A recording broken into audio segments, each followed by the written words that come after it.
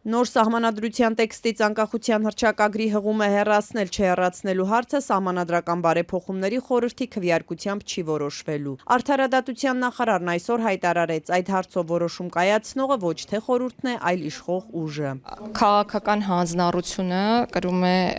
իշխող խմբակցությունը եւ կառավարությունը եւ ուրեմն պատասխանատուն որոշումների կայացման կառավարությունն է եւ ինչպես կառավարությունը որոշի, այդպես էլ կհրապարակվի։ Խորհրդի քվեարկությամբ չի Խորհրդի քվեարկությամբ մի շարք մասնագիտական հարցեր են որոշվում, բայց ես կրկնում եմ, որ նույնիսկ ես չեմ առաջնորդվում այն տեսլականով կամ սցենարով, որ խորհուրդը դեմ է լինելու որևէ դրույթին, բայց դա մի հարցակ է։ Ես ձեր հարցին արդեն պատասխանեցի։ Իրենք են Ես ձեր հարցին արդեն պատասխանեցի։ Սահմանադրական բարեփոխումների խորհուրդը Գալյանն ասում է, այնուամենայնիվ հնարավորություն կունենա դիրքորոշում հայտնելու։ 4 տարի առաջ վարչապետի որոշմամբ ստեղծված այս մարմնի գործառույթները սակայն հստակ շարադրված են այդ նույն որոշման մեջ։ Այնտեղ կարդում ենք, որ խորհուրդը որոշումներն ընդունում է կոնսենսուսով, անհնարինության դեպքում քվեարկությամբ։ Խորհուրդը իր կարծիքն է հայտնելու։ Նախարար Սրփուի Գալյանն այսօր չբացատրեց, ինչու չեն առաջնորդվում վարչապետի որոշմամբ սահմանված ընթացակարգերով։ Ընդ որում, սա վարչապետի որոշումից միակ շեղումը չէ։ Փաշինյանի կարգադրությամբ խորհրդի ստեղծումից հետո պետք է ձևավորվեր մասնագիտական հանձնաժողով, հետո այդ հանձնաժողովը պետք է մշակեր սահմանադրական փոփոխությունների հայեցակարգի նախագիծը, ներկայացներ խորհրդին, որն էլ իր հերթին այն հաստատեր եւ ներկայացներ վարչապետի աշխատակազմ։ Ըստ ժամանակացույցի դեռ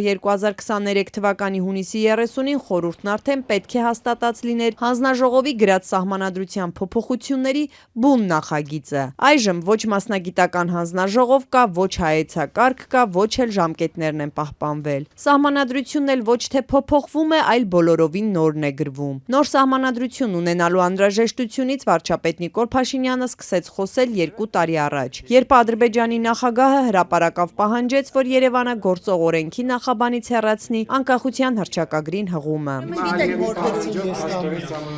Մենք Ալիևի դա ձեր կարծիքն է, խնդրում եմ ձեր կարծիքը, խնդրում եմ ձեր կարծիքը որպես բացարձակ ճշմարտություն չհավակնեք ներկայացնել։ Իլհամ Ալիևը պնդում է, թե Հայաստանի սահմանադրության մեջ հղումն անկախության հռչակագրին տարածքային պահանջներ է պարունակում Ադրբեջանից։ Վարչապետն անցած շաբաթ հպարտանում էր քաղաքացիական պայմանագիրը միակ ուժն է, որ ուզում է ազատվել հռչակագրից։ Փաշինյանը այդ փաստաթղթում մեծ վտանգներ է տեսնում։ Ինքը մի կոնֆլիկտի հակամարտության հռչակագիր է, որտեղ մենք ասում ենք, որ ոչ թե պետքա պետություն ենք ստեղծում ոչ թե այդ հռչակագրով, ոչ թե մեր քաղաքացիների անվտանգությունը, բարեկեցությունը, ազատությունը ապահովելու համար, այլ մենք պետություն ենք հիմնում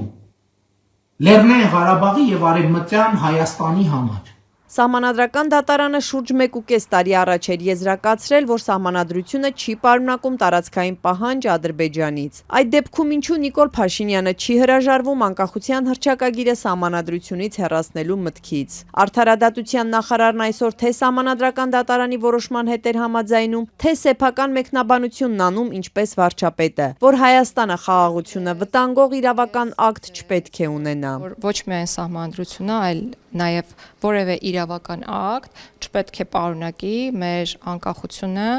խաղաղությունը, ինքնիշխանությունը, տարածքային ամբողջականությունը վտանգելու դրույթն է։ Որն է այդ վտանգավոր իրավական ակտը, նախարարն այդպես էլ չասաց։ Իսկ ի վերջո երբ կհրապարակվի նոր սահմանադրության նախագիծը։ Նախարար Գալյանը չխոստացավ, բայց կարծիք հայտնեց, որ այն հանրությանը հասանելի կդառնա նախքան խորհրդարանական ընտրությունները։